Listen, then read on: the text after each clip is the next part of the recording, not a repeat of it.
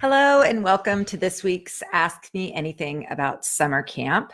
I've been doing this series every Wednesday at 1 o'clock p.m. Pacific time in anticipation of the summer. I'm going to be continuing it throughout May, and I would love to invite you to either comment with your questions about summer camp or send me an email at audrey@sunshine-parenting.com.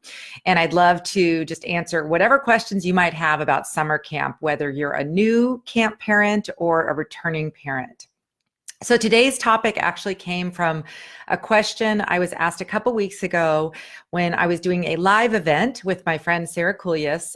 We were speaking at Pegasus School, and our topic was growing grit. And we talked about how, camp for a lot of kids really does get kids out of their comfort zone and could be quite a stretch or a challenge.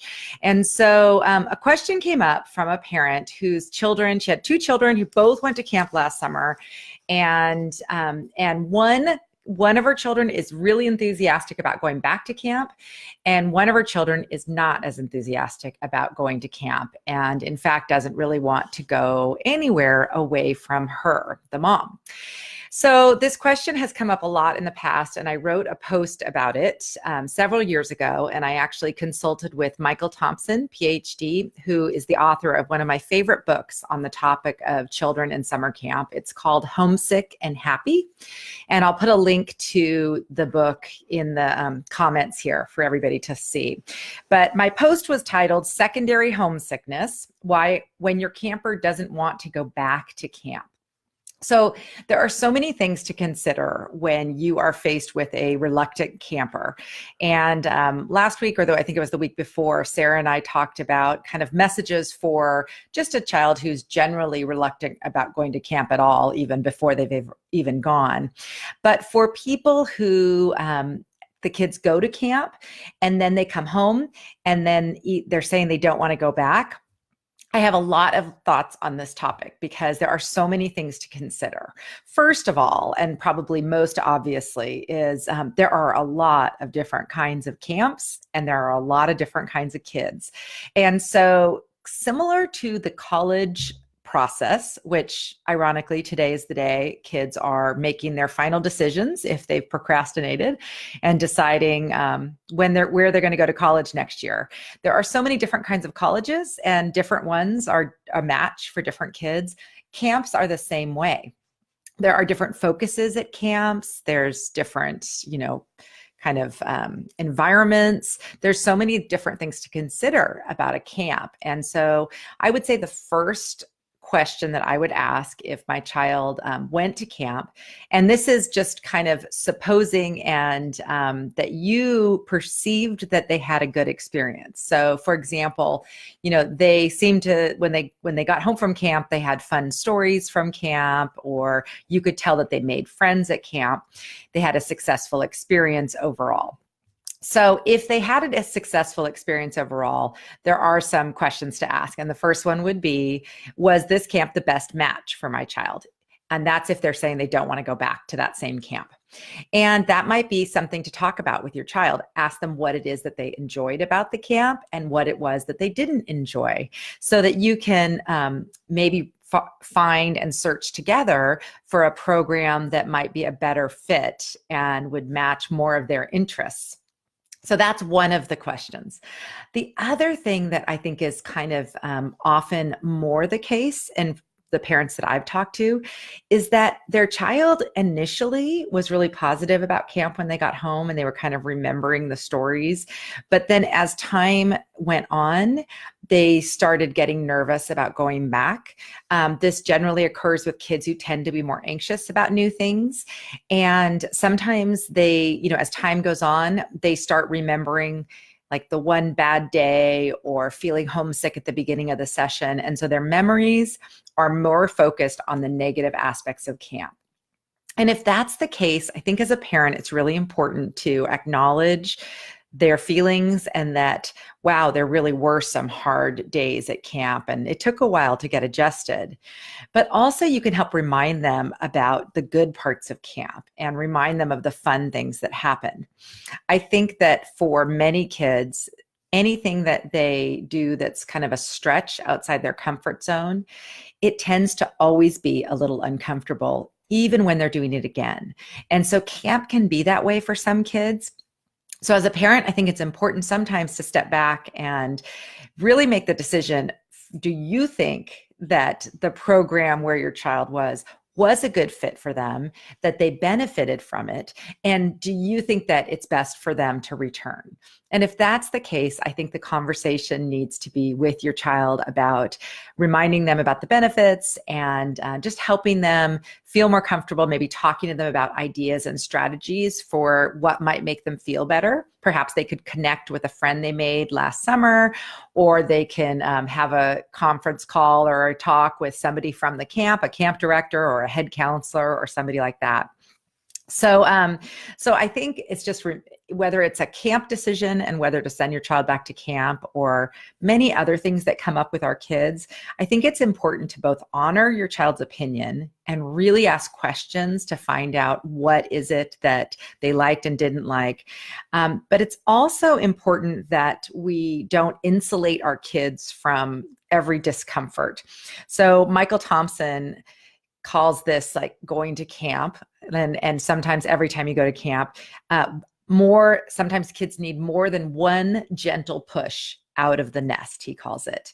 And he generally just talks about that if we insulate our children from all discomfort, we really could prevent them from having some really amazing life experiences. So if that's the case with your child's reluctance to go back to camp, then I would really encourage you to think through strategies for helping them get back to camp and have another experience. Because from my experience at camp, I found that camp experiences get better with time. So kids who have a good time the first year have even more fun when they're coming back, and there's more that's familiar about it, and the experience goes on. For many kids I know, they felt that their years as junior counselors or as teenagers were some of their best years as campers. So I do think it's an experience that does build upon itself and get usually more comfortable for kids over time. So I wouldn't give up after one maybe not positive experience. I would consider finding another camp, maybe that's a better match, or talking through with your child those feelings that he or she is having and helping work through those. So Michael Thompson also said that one of the names that he gives to this phenomenon is secondary anticipatory homesickness. And he says where it's when a camper facing a second year of camp keenly remembers and anticipates some psychic pain, but is not equally in touch with the pleasures of camp. So he recommends that a parent has to acknowledge that it took courage to go off the first year, and it will take courage again. And a parent could say something like, "We respected you for what you accomplished last summer, and we're excited about how you will grow this summer. We know you can do it, and we are really hoping that you do." And so I just want to encourage you not to give up on the whole camp idea if your child is reluctant. If maybe you're taking a break this year, maybe you thought your child was too young when they started, consider looking for next year. Also, I feel this day camp programs are terrific. There are many traditional day camp programs where they really feel like the same type of connection and community that resident camps have. So I would look into those kind of programs, which usually are not specialized programs. So usually not like day sports camps and those types of things, but camps that are specifically focused on kids' social and emotional development. So that's another really, really great idea. So, as with every challenge or new experience that we need to help our kids with, summer camp is one of those things that whether your child's going for the first time or the second or even the third or fourth for more anxious kids, likely it's going to bring some discomfort to both your child and to you. And so I think as a parent, we really have to remember that this is part of our role is, as Thompson said, sometimes nudging our kid a little bit more to help them develop these great experiences that will build their confidence and help them do more things as they get older later on. So if you have any questions about this, or you have a camper who's had this kind of experience where they went to camp and you thought they had a good time, but then they're reluctant to come back, I would love to hear your thoughts and what you said to your camper and any ideas or suggestions you have for other parents. I know there are adults out there who only ever went to camp once and it wasn't a positive experience. So in their minds, camp itself is just a negative experience. But I know from my own research and from the research that a lot of other people are doing, including right now the University of Utah as a research grant, are finding that there really are phenomenal outcomes from summer camp experiences, specifically in kids' social skills and relationships. So I do really believe in summer camp, and I hope that you consider sending your child to camp if they haven't been before. And if your camper's reluctant to return, I really hope that you'll give it another try, whether at their same camp or at a new camp. So thanks so much for listening to this Ask Me Anything About Summer Camp. Again, I'll be on every Wednesday at 1 p.m. Pacific time, and I'd love to hear any questions that you have. You can type them in the comments here or send me an email. Also, I'd love to direct you to some great camp programs.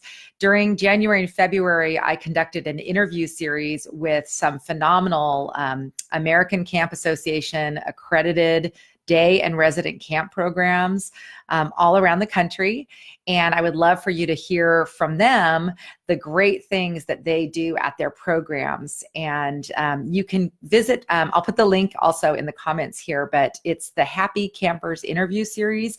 And you can find it on my website, which is sunshine-parenting.com. So thanks for listening. Have a great rest of your day today, and happy May. Can't believe it's already May. How did that happen?